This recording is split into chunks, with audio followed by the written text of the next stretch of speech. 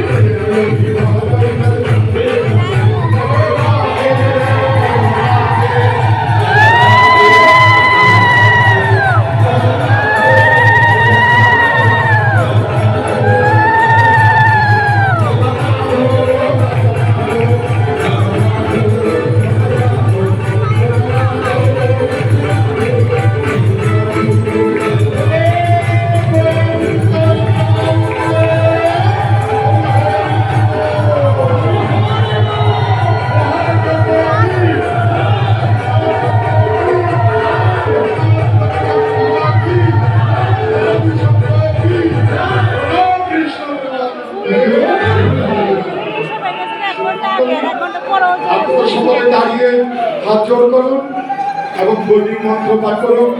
আজকে এই পূর্ণাহুতি মন্ত্র পাঠে অংশ নেবেন আমাদের এতক্ষণ ধরে যিনি পুরোহিতের দায়িত্ব নিয়ে বসে আছেন শ্রদ্ধাভাজন আপনাদের সকলের প্রাণের মানুষ শ্রীমৎ স্বামী পবিত্র সাহানন্দ মহারাজের কণ্ঠে আপনারা পূর্ণাহুতির মন্ত্র পাঠ করুন এবং এরপরে আপনারা দয়া করে যাওয়ার আগে পূর্ণাহুতির পরে প্রশ্ন নেবেন।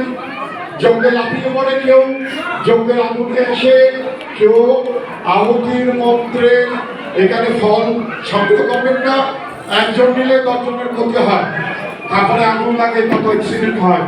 এই ফলগুলো লোকনাথ গীতা সংঘ তারা তাদের কমিটির লোকেরা ফলগুলো নিয়ে যাবে ওই টেবিলে, সেখানে লাইন ধরে আপনাদেরকে সেই ফল দক্ষিণা নিয়ে বিতরণ করবে।